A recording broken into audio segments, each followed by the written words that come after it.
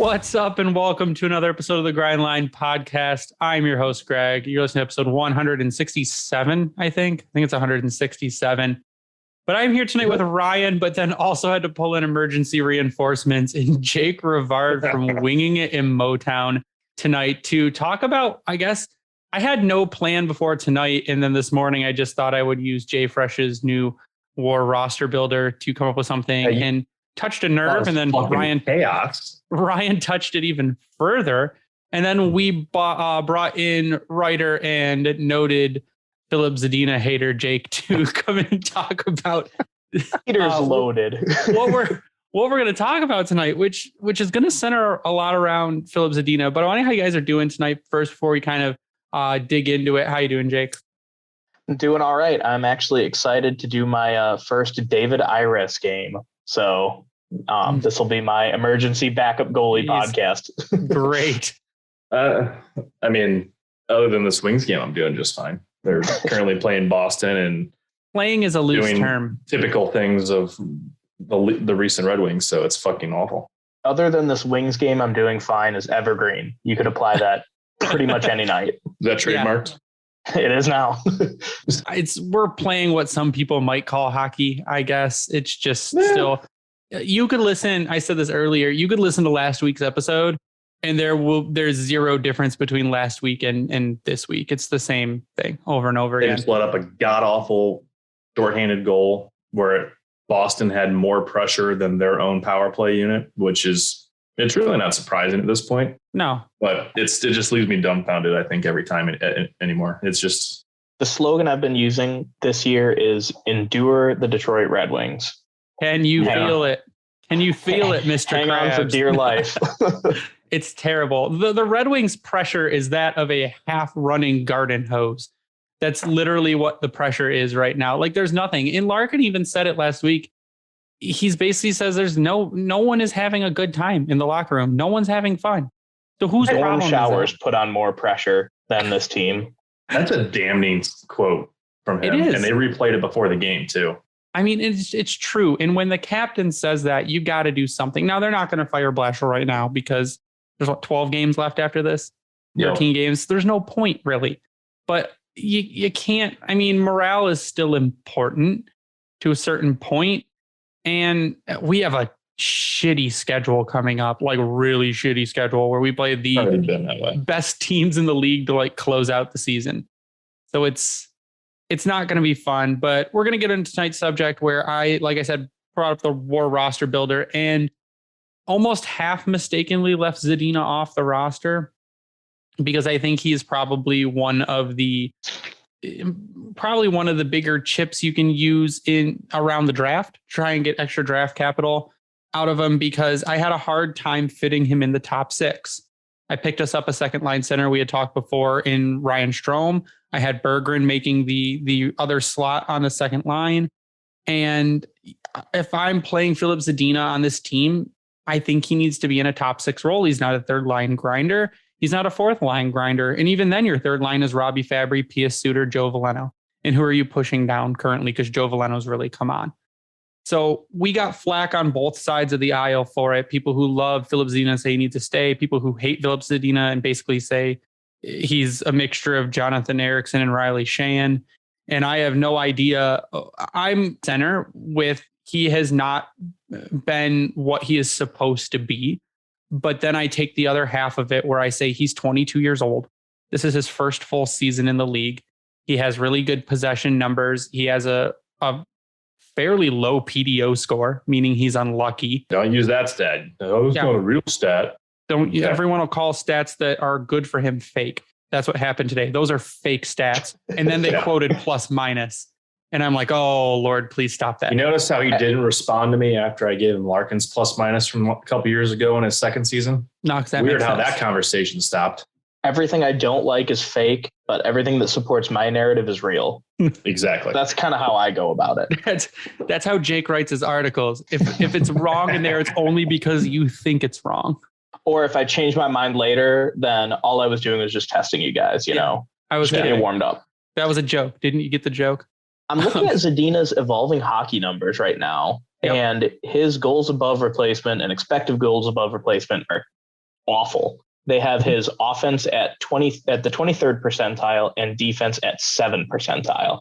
Yeah. Don't know if that's bad luck. Don't know if that's awful play. I feel like it's something in between. But I feel like every time Zadina's name gets mentioned, it's like summoning Beetlejuice. You say Zadina 3 times and I pop up. I think it's more like Bloody Mary at this point. Yeah, no kidding. But that's why I was looking at Zadina in PDO, when we had talked about it before, as a general measure of how lucky a person is playing. If pucks are going their way, if chances that are really good chances just aren't going in. And the closer you are to 100 is generally your baseline stat, your repeatable measure. So if you're over 100, you're really lucky and it's not really something that's repeatable or can carry on for a long time. If you're under 100, it means you're probably having some bad luck. So last year, Zadina had a PDO of 102.9, which means he was probably playing a little above his level at that point. And then, so last season he had, in 49 games played, 6 goals, 13 assists for 19 points. This season, though, his PDO is at a 95.5. That's very low. You normally don't see many people that low. And the closest he's ever come to that's the 2019-20 season where he's a 97.5. So he's unlucky right now. I mean, again, most of his starts in the offensive zone. His defensive zone starts have bumped up a bit to 42% versus 39 last year. But overall, I mean, his Corsi 4 is a 51.6. His Fenwick 4 is a 50.9. You want to be above 50 in both of those. It's kind of puzzling. And I think a lot of it I can attribute to a few things. One, he's shooting directly at the goalie. That's never a good thing. Or it's going wide. He's not trying to pick his corners. And he's handling the puck for too long in some cases. In other cases, I put some of it on mismanagement. Blashill cannot keep him consistently with the same partners. He drops him down to the 4th line after he's played good a few games. When he plays well with Larkin and Raymond, he gets no reward for it. And I think that's just been a big thing, is he's been benched during this season too. So Zadina is a puzzle to me, because the skills are there. He showed it. Clearly the confidence is lacking, but the back end of his game seems absolutely fine. I was reading something about, I think Frank Saravalli or Elliot Friedman mentioned something. Apparently there are like whispers that a lot of the younger players are very unhappy with the current coaching system. Yeah, we talked about it last week. Saravalli said that there seems to be some basically animosity between some of the younger players and Jeff Blashill.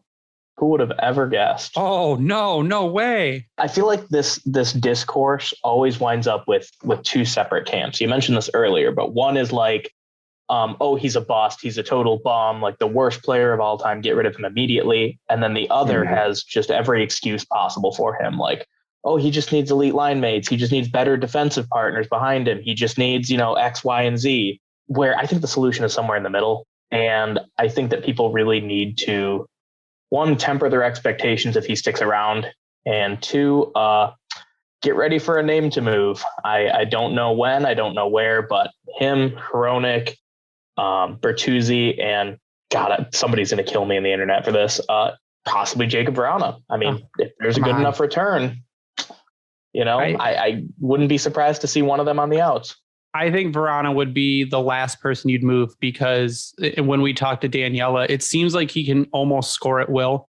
Yeah. He's your guy that he just picks a spot and it goes there. And we have so little of that past Larkin and Raymond currently, and not really any of that in the system. The next guy we have up is Bergeron. Bergeron is a near elite playmaker, and he's got some hands up in tight, but he's not your sniper. And Vrana is everything you wanted Anthony Mantha to be, is that elite level sniper who can just pick his spot and go for it.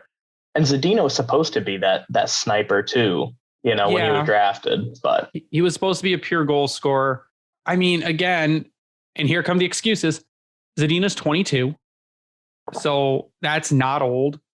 He has not played this is his first full NHL season. But again, I'll go back. The points aren't there. And the point for what he's doing, the point should be there. I guess his overall Corsi 4 even strength currently is 48.2. Now, Corsi and Fenwick are possession driving numbers when you're control the puck more or less when your team is on the ice or when you are on the ice with your team. Believe it or not, in the one game Chase Pearson played, he had a Corsi for of 75%. Second Corsi for on the team, Ali Levy with 61.4.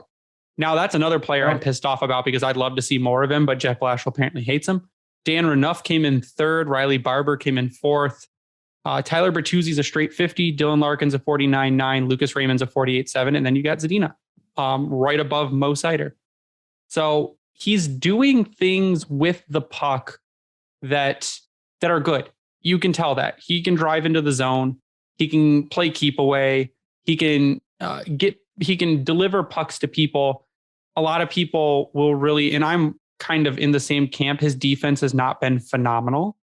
He has giveaways on the season. I mean, plenty of giveaways on the season. Let's see. That have led directly to goals. Yeah, 27 giveaways on the season. That is actually seventh on the team. Number one, Tyler Bertuzzi with 51 giveaways on the season.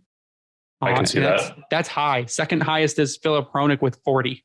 He's kind of your high risk, high reward guy, though. He is. Bertuzzi is, yeah. Yep. Yeah. I mean, for how many times he tries to deke through people, that's a little less surprising than seeing what your giveaway numbers are in an EASHL game on NHL 22. A few months ago, I had a take about Zadina. This was a good take. You did? I know. See, one of many. Thing is, I got to clear the air first off. I don't hate Filip Zadina. I don't even dislike him. I was messing around. I don't think any of us do. I know. But I seem to have garnered the reputation of Zadina hater. Only second to Jay Fresh. Oh yeah, but I'm not. I would like to see him succeed, but I'm starting to believe that in a way he kind of reminds me of like, you guys remember how like Tatar and Nyquist would like a couple games a season would just go off and they'd go on these crazy like point streaks and then they would just disappear. Yep. Like he's like diet that. You mean like Athanasiou? Kind of, but like Athanasiou had that 30 goal season, like there was a point where we were like, all right, is this guy for real? But like, I don't know. I think there's still something there, but I'm not sure he's going to find that in Detroit. Yeah, that is one point I kind of made. I said, does Zadina just need a fresh start somewhere? And is it something that Yzerman could do as kind of a disgruntled prospect for disgruntled prospect kind of trade? And I haven't checked lately, but did Vitaly Kravtsov get traded? No, he's still there. Yeah. So I think that might be, and again, what kind of upgrade are you getting? I mean, he's a right wing. He's 22 years old. So same boat as Zadina's in. And he did not play at all with the Rangers this season because he was upset with his usage last season. So he was a number 9 overall pick in the 2018 entry draft. And could that be a thing where you just say, we'll give you Zadina, you give us Kravtsov, 1-for-1 trade? I don't think anyone in the Detroit fan base would be mad about it. I don't think anyone in the Rangers fan base would be mad about it. And you just go from there because, I mean, it's kind of like, does Yzerman see Zadina in the future of the team when I did the lineup and I couldn't find room for him in the top 6? And I think he's almost a waste if you put him in the bottom 6. Yeah, totally. Depending on how your bottom 6 would be coming into next season, though. Like, do you actually have some skilled guys at either center or the other wing? Like, is he going to be with a Valino and a Berggren or on your third line, and you have just a straight skill depth line right there? So my bottom 6 in this experiment was Robbie Fabry, Pius Suter, Joe Veleno. Just a good third line. And your fourth line was Oscar Sundqvist, Mitchell Stevens, Michael Rasmussen. And that's a line that's going to beat the shit out of you. They're going to take your lunch money and they're going to score goals. Mm-hmm. That's what's going to happen. So Mitchell Stevens, when healthy, I mean, he was the Luke Glendening with offense. Oh, he was great. So, and then unfortunately he got injured, and that's a great shutdown fourth line. I mean, Sundqvist is not, I mean, we've seen it, not afraid to throw the body and can put up points. Michael Rasmussen's put up points on the season, and he's been markedly improved over the last half. There are still people that shit on him, but I don't get it. He's grown a lot from the beginning of the season where he was making mistakes like crazy. I mean, now he's really like learned his role and leaned into it. And his skating's gotten a lot better. Oh, yeah. Related to Kravtsov, so I'm looking at his points right now. In the KHL this season, he had 13 in 19 games and then 9 points in 12 playoff games. To me, that sounds pretty promising. Yeah, that's happening now, right? Yeah, but there's a caveat to that. Given the current climate of the world, who's to say that Kravtsov is gonna, want to jump ship and join the U.S.? Who's to say that the KHL is going to even let him? And for a guy that hasn't played any NHL games versus Zadina, who I believe has played over 100, I think I would kind of want something more, Well, Kravtsov's played 20 games for the Rangers in 2020-21, but he only had 4 points in 20 games. His complaint was that he should have been getting better situations, which honestly, I think Zadina could make the same complaint to Blash. Like, you need to play me with better players. But it's because playing him with guys like Ernie is not doing him any favors, or putting Ernie on the top line is not doing the team any favors. Yeah, if I can rebrand myself as a hater of any player, it's going to be Adam Ernie now. Yeah, I didn't understand it then. I don't understand it now. We've talked about Adam Ernie. It's what happened there? Can we just touch on that again for a second? It was an illusion. It's all gnomes and illusions, Ryan. I knew it was an illusion, and it was all, what is it? What's the line? Delusions and grandeur from Delusions of Grandeur. A certain space cowboy. But how do you, like, the only person I've seen, and he's the easiest person to relate him to have such a decline and drop off between seasons is Justin Abelkader. Yeah. Ryan, the only space cowboy I know is Spike Spiegel from Cowboy Bebop. So I don't. You're the worst. I think that the biggest thing from last year was I think he was shooting at like almost a 20% like shooting percentage. So not maintainable, of course. And I mean, the dude is playing like bottom 6 minutes. So he's playing against like either teams shutdown lines or lines that, aren't that great. And they were in, the Central Division where you've got, I don't know, Nashville, Dallas, like those still have some solid players, but there's not really they didn't really have that bottom 6 depth in the last year. So he could catch him off guard. He could get a lot of goals. And then this year he just, wow. Like, I don't get it. He got into NFTs and his whole scoring dropped off. That's the same. So actually that's really funny because it seems like the retired hockey players or the hockey players that got really bad and couldn't make a team anymore. So they quit. They're all like crypto and NFT guys now. Zach Boychuk. Zach Boychuk is the biggest one. He went into all those altcoins and stuff. It's hilarious. I follow him on Twitter still. And every once in a while he pops up like Zach Boychuk is doing a Twitter spaces about crypto and Dogecoin. I'm like, oh my Lord, Zach Boychuk. Who's the other one? Chase Pearson, who just came up and played a game. He's into NFTs. His Twitter avatar is an NFT. These guys love wasting their money apparently on art that I can just screen cap. Chris Pronger literally just had a thread about this, about how young NHL players struggle with their finances, and a lot of them wind up in trouble, a couple of years after their career. Cause you're a young kid, you get a ton of money and you're like, how can I spend it whatever the hell I want? Yeah. Evander Kane spent it all on gambling.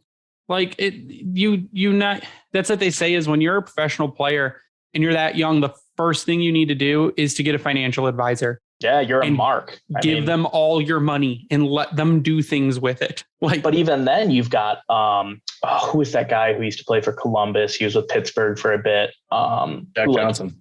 Yeah, Jack Johnson. Jack Johnson went bankrupt because his money was mismanaged to hell. But was that his?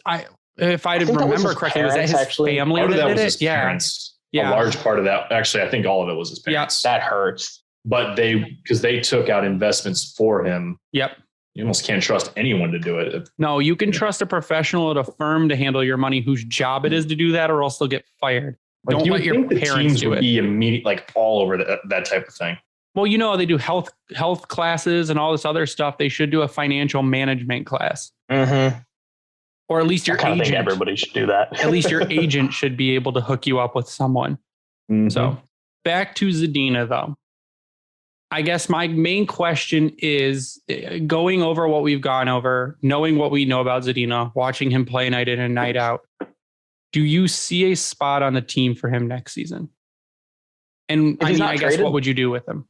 If he's not traded, I say yeah. I think ultimately, like, the old adage from the Ken Holland era, like tie goes to the vet. Ultimately, when a prospect's trying to break in, unless they like absolutely wow, like Raymond and Sider did this last season, they're not guaranteed to make the team right off the bat. Yep. So while Berggren's, impressive, barring a preseason that gives them absolutely no choice, if it's got to be between Zadina and Berggren, they're probably going to go with Zadina. That's upsetting. Thank you for upsetting me. Let me give you that reality check. Just I can agree with that simply for this fact that if you talk to those that have been watching him in Grand Rapids, the offensive prowess and the drive is there.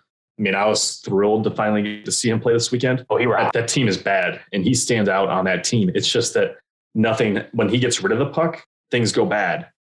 When he has the puck, things happen, and it happened. That's what led to them getting one goal behind late. He had the opening goal for them on Saturday night, or I should say opening shot that led to a redirect goal on Saturday night.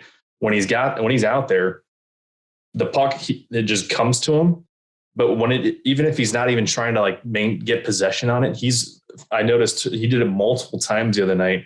He's so good at just either poking or redirecting the puck as it's coming towards him, and it's on the stick of a Griffin's player in stride going up the ice, and it's effortless. I mean, the only other ding you could have on it is that, it's small, because they are so poor.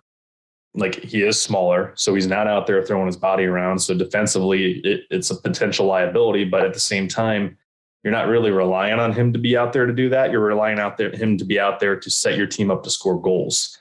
Exactly. But I guess the only other argument you can make there is he going to elevate himself above like a Taro Rossi, who is kind of in the exact same spot? Now, another caveat that I have, I'm looking at the draft order right now, and there are two teams in particular that have 3 first-round picks. Buffalo has as of right now, the 8th, 16th, and 31st pick, and then Arizona has, as of right now, again, lottery hasn't been decided, 1,005 picks, 1st, 30th, and 32nd. I can almost guarantee you that one of those two teams is not going to use all 3 of those first round picks. No, they might want to trust that in, say, a player that they can do, a little project work on. Like we would do in the past with some of those other players, like, we had with Robbie Fabry, for example. Yep. A guy like Zadina, 22, still got potential, just needs a change of scenery, might be the perfect fit. And if Yzerman can find the right guy with that kind of draft pick, worse things have happened, Yeah, it's kind of the same thing he's currently doing with Jake Wallman. Jake Wallman was stuck behind other defensemen. Clearly, there's promise there. I'd say on a lot of nights now, Jake Wallman's our second best defenseman. Why he's now relegated to the bottom pair and has not played very much with Mo Seider's beyond me, because I think he'd be a great partner for Mo Seider because he wants to shoot the puck, and Mo is very responsible defensively. So if Mo could just feed him and he shoots, fantastic. But do you think to that point he's just trying to spread the wealth out in terms of talent on the D because they have been such shit? Well, I guess. Well, right now he's playing with Gus Lindstrom, and Gus Lindstrom started the season out good and lately has been not. Yeah. So I think that, sure. Yeah. Since Wallman has proven that there is talent there, and that, man, I think that St. Louis is really going to be sad with that trade starting next season. But they're sad right now. Yeah. Fabry wasn't hurt. They'd be in their own puddle. Get Letty off my fucking team. But yeah, I think that's a good idea. But I think you could do the same thing by putting Stahl with Lindstrom. Filip Hronek needs someone defensive on his team or on his pair. And that is not Mark Stahl. Mark Stahl is, for some reason, an offensive juggernaut. His lines break through the charts when you look at his offense numbers. But I mean, Hronek, my God, if you had anyone to replace him with, I guarantee he'd be benched because it's been not good. I think I have like a soft place in my heart for really good offensive defensemen who are terrible. And that's fine. Defense. I love Mark Stahl. Great. I loved Brendan Smith. but Mark Stahl is better defensively than Hronek has been, and that's saying something. Yeah. Hronek's been, I don't know if it's like confidence or what, but it seems like he's hit a lull and he hasn't been able to break back into his potential that he had. That and the fact that he's been hung out to dry for almost 3 years straight now as the team's best defenseman.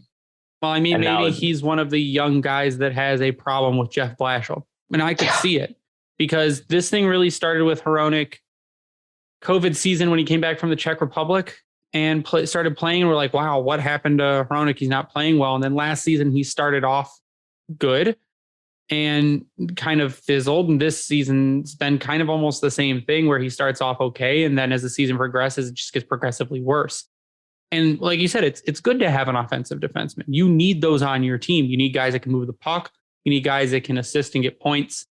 But you need a solid defensive partner for him, or else it's just going to be really, really bad. I mean, you've seen he's been part of the reason there have been some of these blowout games or some of these games where there's just 4 goals that shouldn't happen because the offenseman skates right by him. Most definitely.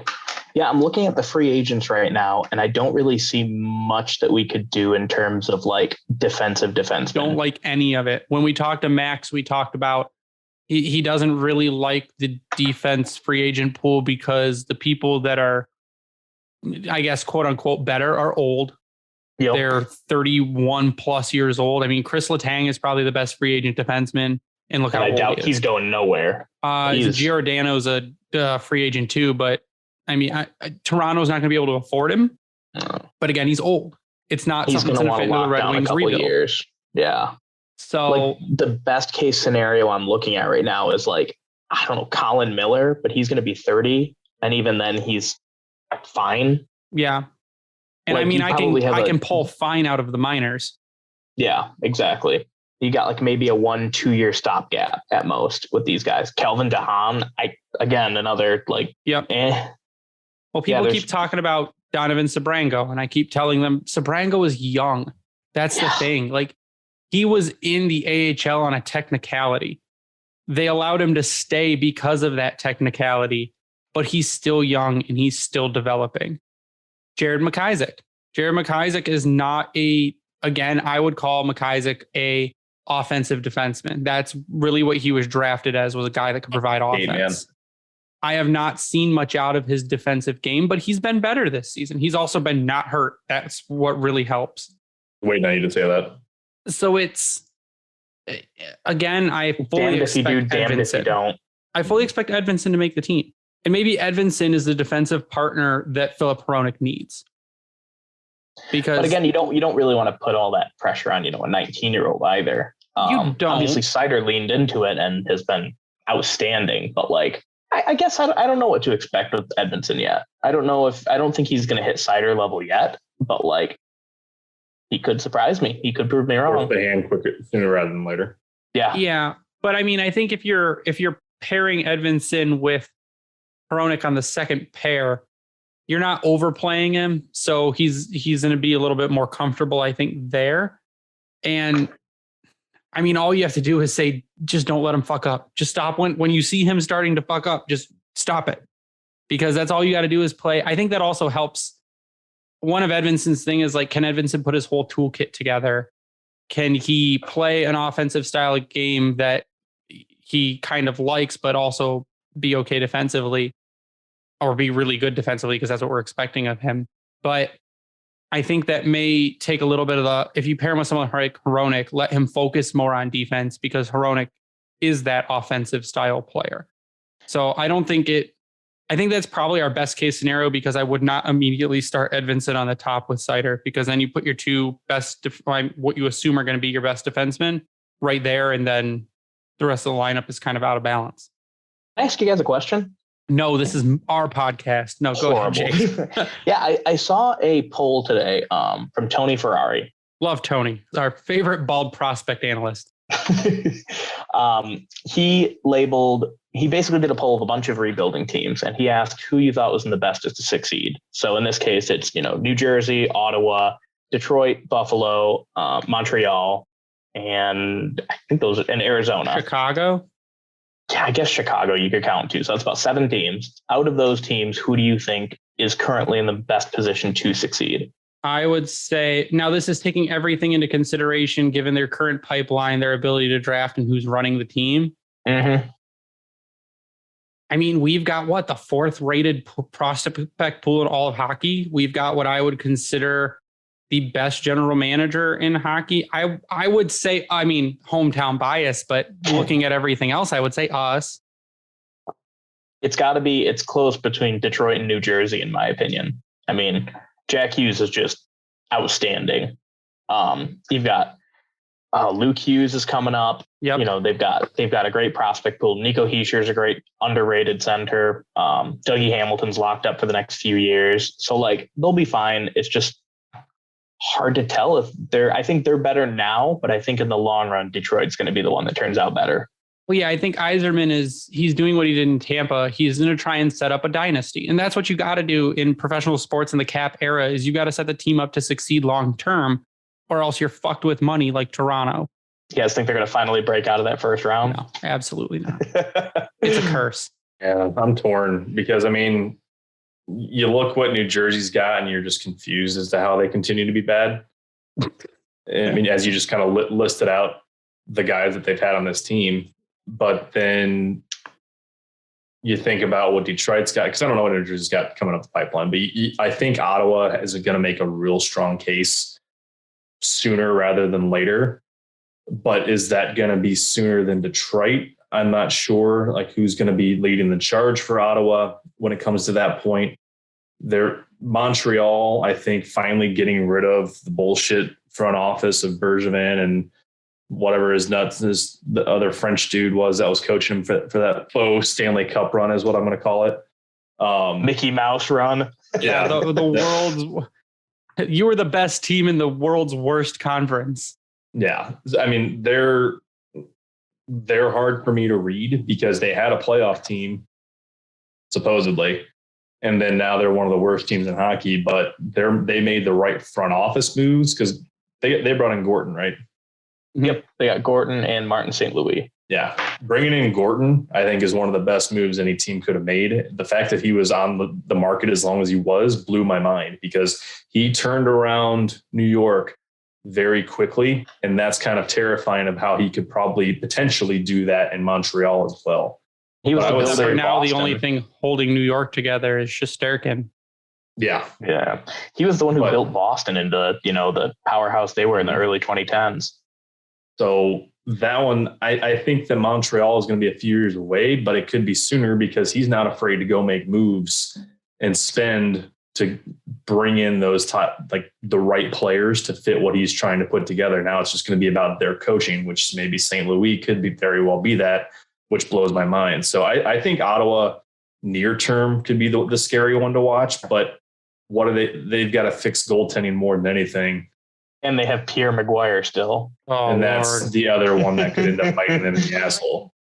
But I mean, for the bias sake, that you got to think that we're on the cusp because of what's coming through the prospect line. But you could really say that for any of the teams that we just touched on because they've all been bad.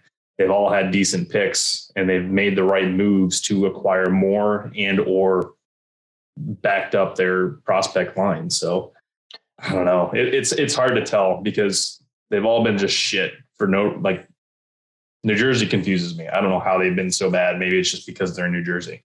They have bad goaltending and they killed Jonathan Bernier. Yeah, that's true. They did bring Bernier. Did he even play a game for them this year? No, he got hurt.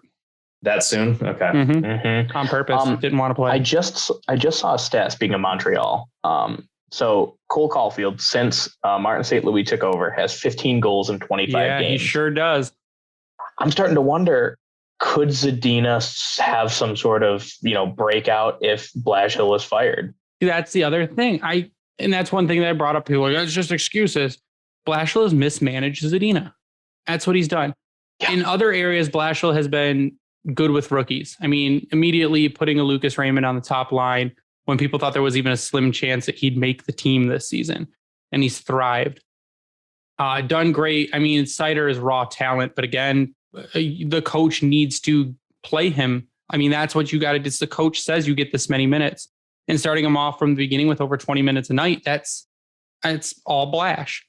But on the flip side of the coin, he benches Zadina. He gives Zadina 18 minutes one night, 12 minutes the next night, 9 minutes the next night, back up to 15, fourth line, first line, second line. For a kid who's 22, also, I love Moose scored again. It's amazing. But for a kid who is 22, he needs consistency. And he needs consistency with good quality line mates that can help him develop. And an Adam Ernie and Sam Gagne, not helping. Not at all. 9 minutes a night when you're playing 13 minutes the next night, also not helping.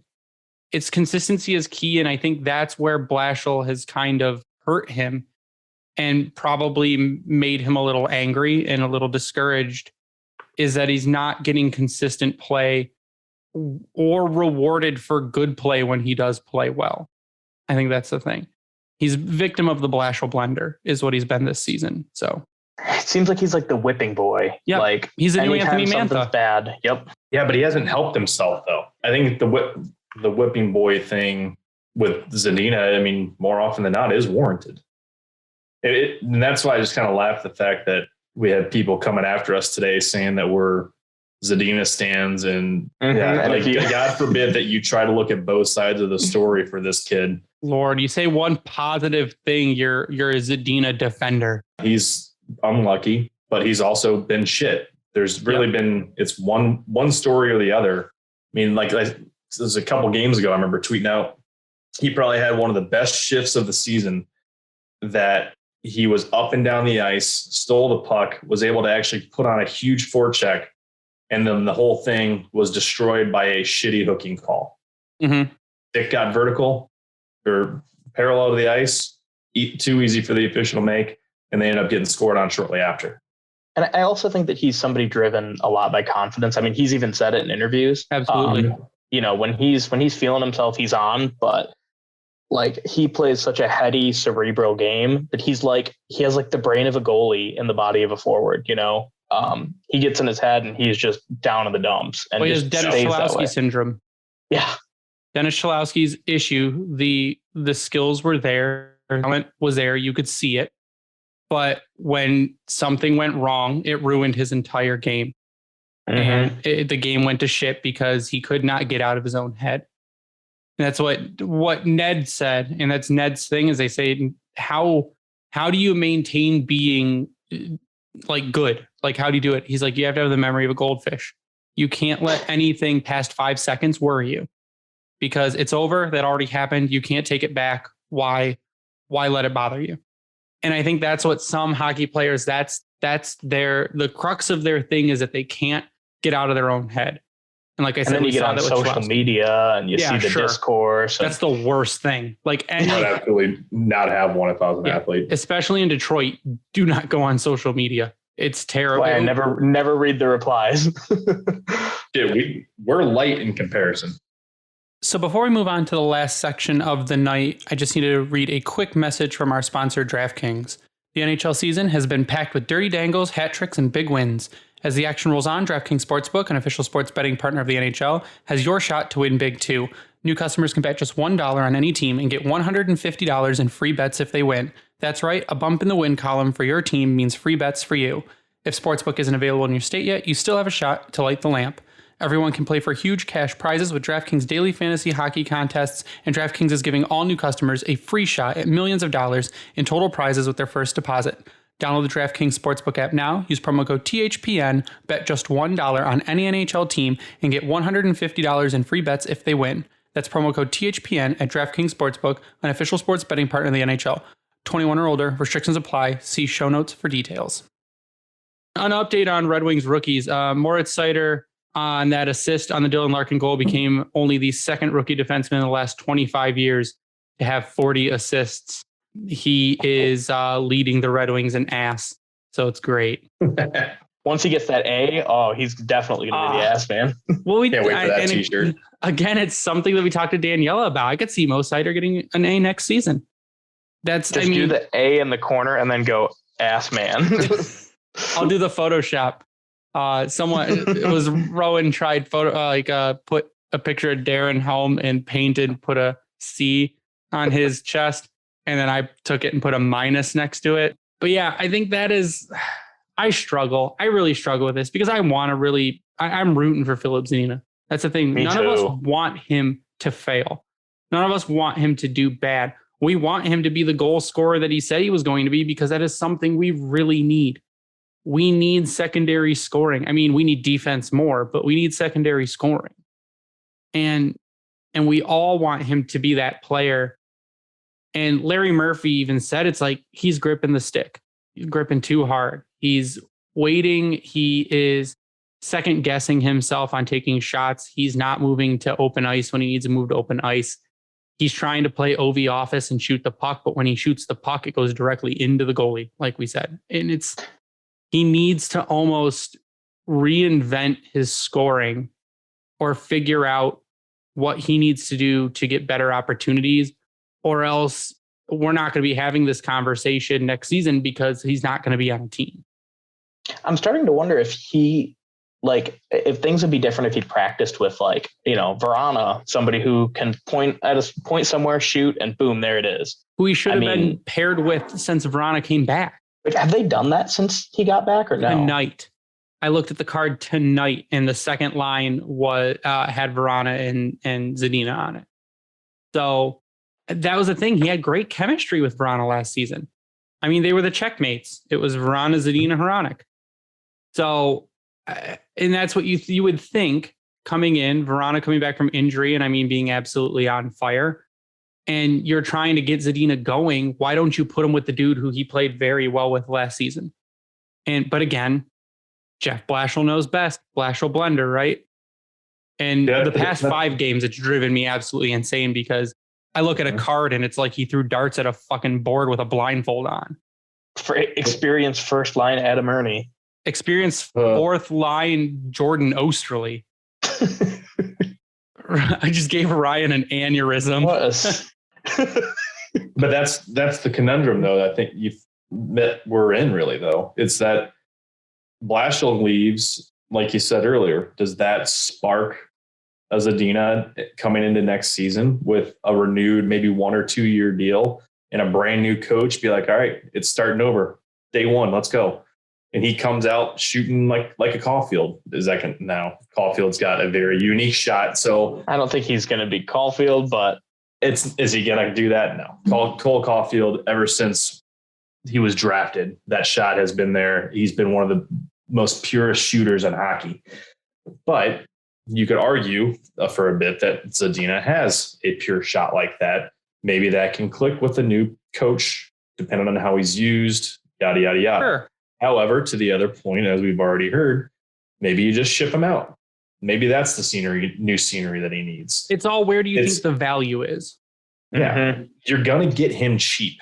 And that's what's going to be key going into the off season is, that he's not going to be making, if he's making more than $1 million a year, I'll be amazed, because I can see him getting tendered and then maybe someone puts a claim in, but I really doubt it.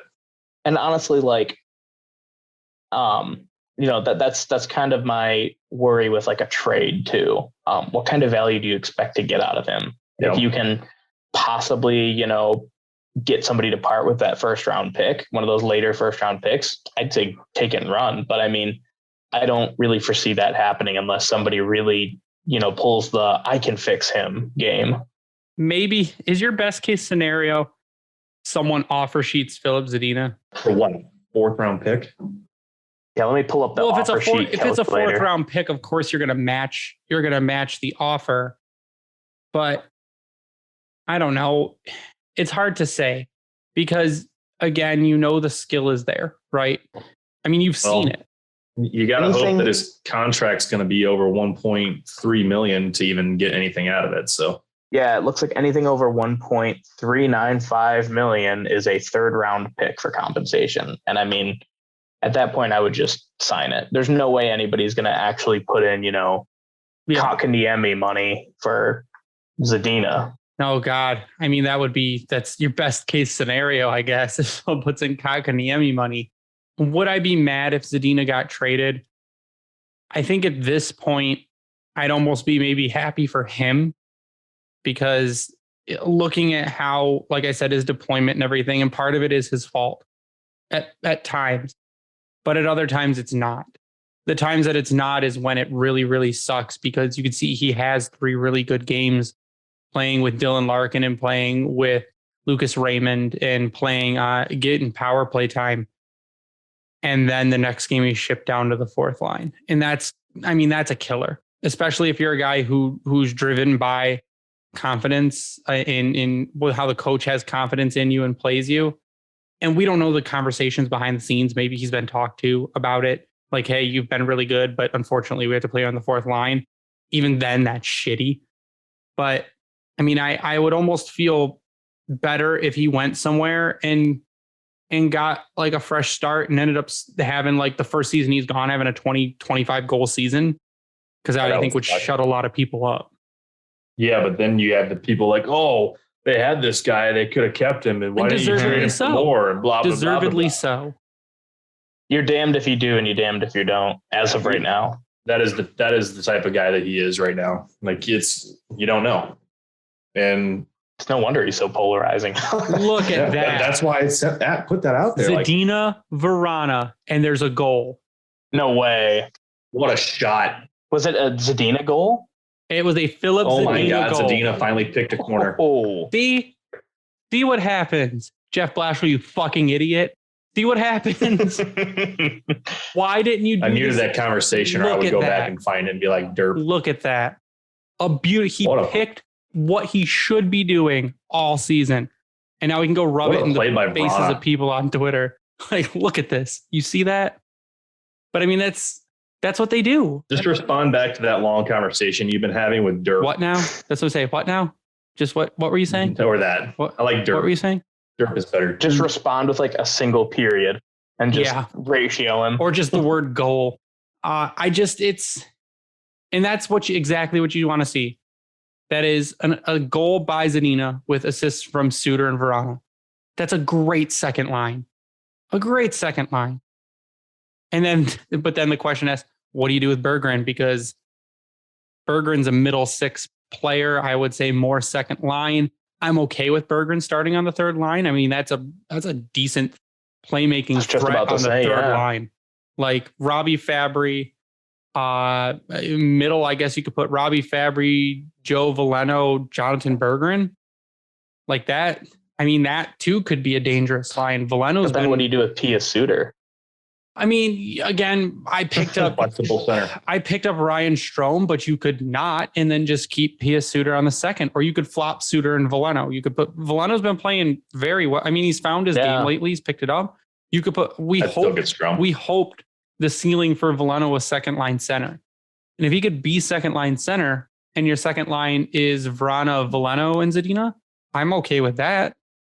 I mean, Veleno's big. He can throw the body. He's the guy you can use as kind of your physical force on the 2nd line.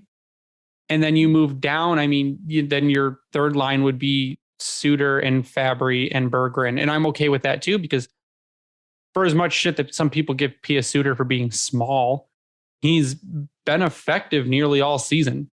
So I guess these are good problems to have. These are not bad problems to have. 5-on-5 defense. Or 3-on-3. Yeah. Well, these are not bad problems to have, having too many good people, right? That's why I'd be all for getting a Strome. I'd call that a good bringing back a Zadina. And then now, I don't know, how big is Strome? Do you know anybody know offhand? No, but I have quick access to I'd be Google. fine with him, or, I mean, Vincent Trocheck. Like, he's been linked to Detroit a lot. You know what's funny? Yep. I tried to figure out, I'm like, well, Trocheck and Strome, what's the age difference? They were born on the exact same day. No way. Yes, their birthdays both July 11th. I'm like, what? Strome's 6'1", 191. Yeah, he is. He's 6'1". No, EP, which I trust more for height and weight, 6'1", 194. So, I mean, it's 3 pound difference, but let's see. Yeah, 3 pounds can make a difference when you're leveling a. I'm on NHL.com. Yeah, well, we found out NHL.com was wrong with a couple people's stuff. So that's very true. You guys want to go down a rabbit hole, look up their Hockey Pride initiative, see how far that's come. They've still got Max Domi in Montreal as their the Pride representative there, the ambassador. That's like, what, 3 teams ago? Well, didn't they have JVR for Carolina? Mm-hmm. Ryan, what was Ryan Strom's height and weight, did you say? For NHL.com. Okay. 6'1", 191. All right. Well, per Elite Prospects, Vincent Trocheck's 5'10", 183. So take your pick. I mean, Strome fits the Yzerman size quotient, I guess you could say. Is this like when dudes say like, no, actually I'm a lot bigger? Yeah. Yeah, no. pretty much. I'm 6'2". It's like, no, you're not, buddy. You're 5'11". Like, get out of here. Cole Caulfield comes up to you and he's like, no, actually I'm 6 foot. No, you're a 3rd grader. Go learn shapes. Like, I mean, that's I think where we're going to end it tonight. I mean, we've lamented enough, but I think it's a really good question to ask because a lot of people are going to go into next season. You're going to see a lot of these rosters pop up that people are trying to build. And I guarantee you none of them are going to be correct because we don't know what's going to happen. But a lot of people are going to find that it's going to be fairly difficult to build a roster for next season because of what is going to happen and who needs spots. So people go into thinking it's fun. It's not fun. I thought it would be fun. And I'm like, I can't plug in Simon Edvinsson because he's not in the system. So I'm like, fuck it. Give me someone who I know he can match in his rookie year. So I put in Boquist. Great. And then I guess the point of it, uproar too. The point, yeah, people are like, who's trading for Boquist? I'm like, no one. He's a filler because Edvinsson's not in the system. Yeah. I think it had with what I put, adding Ryan Strome, Boquist was subbed for Edvinsson because I think that's what he could provide from the get-go. I think it had us at 90 points overall on the season next season. And that all also depends on what Jonathan Berggren actually provides because he has no NHL stats. I had another fun experiment where I added Johnny Gaudreau, but that's not what I'm going to talk about because that'll make people even more pissed off. I'd love to you're playing NHL Gaudreau. 22 is what you're saying? Sure. He's a free agent in the offseason, but Johnny Gaudreau is going to cost you $8 million plus a season. So would I like it? They don't win the cup this year. He's not leaving that team. Yeah. Would I like it? Sure. Would Yzerman do it? I don't think so. I mean, it'd be fun because Larkin and Gaudreau are friends. So then we got Jake over here tweeting out just chaos. He's a firestorm over here. Oh my gosh. Dropping bombs. Jake, is there anything you want to promote before we sign off tonight?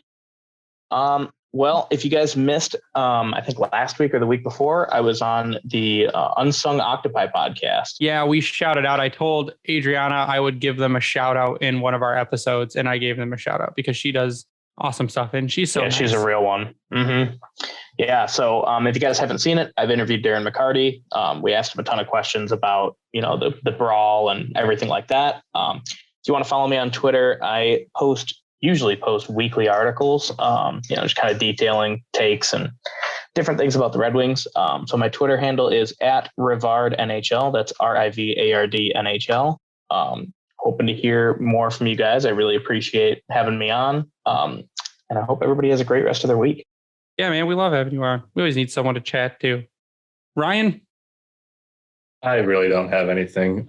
My brain is mush after having to watch the comments today for and against what Zadina is or isn't.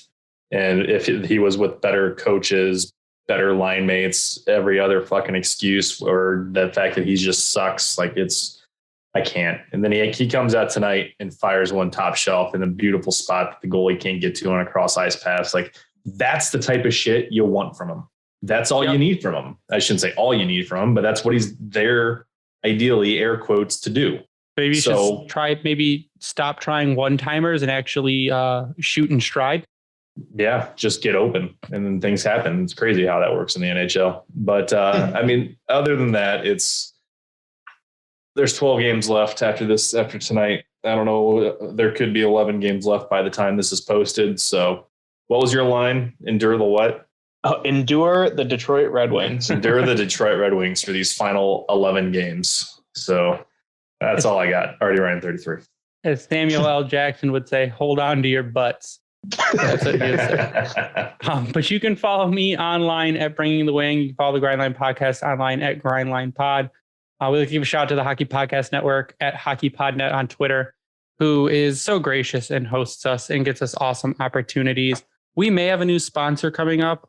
It's going to be super cool. We're going to need a lot of people to use our promo code so we can get them to sign on long term. But it's a 20% off promo code, and that's like really good. But I can't say anything now because they haven't sent us our lovely gift boxes for us to promote it yet. So it'll be really awesome when they do. We also like to give a shout out to Vintage Detroit, which is the only place you should get your Detroit sports apparel jerseys. They do all of them. It's amazing. Their work is next to none. And Lynn and the people over there do fantastic stuff. We love working with them. Nice. They're just so nice. In a world full of shitty people, they're very nice. So, they got me an amazing Raymond jersey. It's awesome. And I could not be more thankful for them. It's so good. We also like to give a shout out to Howie's Hockey Tape, where if you use the promo code Grindline, you will get 10% off your order. If you use that same promo code on Bring Hockey Back, you will get 12% off your order. That's where I got this sweet shirt. Hold on. Oh, yeah. The Mighty Psyducks. They do a lot of cool hockey Pokemon themed shirts, and it's like hits two of my weak spots at one time. It's awesome. But that's going to do it for us tonight. Oh, you can also go on redbubble.com to find our merch. If you go to redbubble.com and search the Grind Line, all of our stuff is there. Go get yourself a Lucas Raymond or Mo Sider shirt or Dylan Larkin. But that's going to do it for us tonight. So for Ryan, I am Greg, and thank you, Jake. You stay classy, Hockey Town.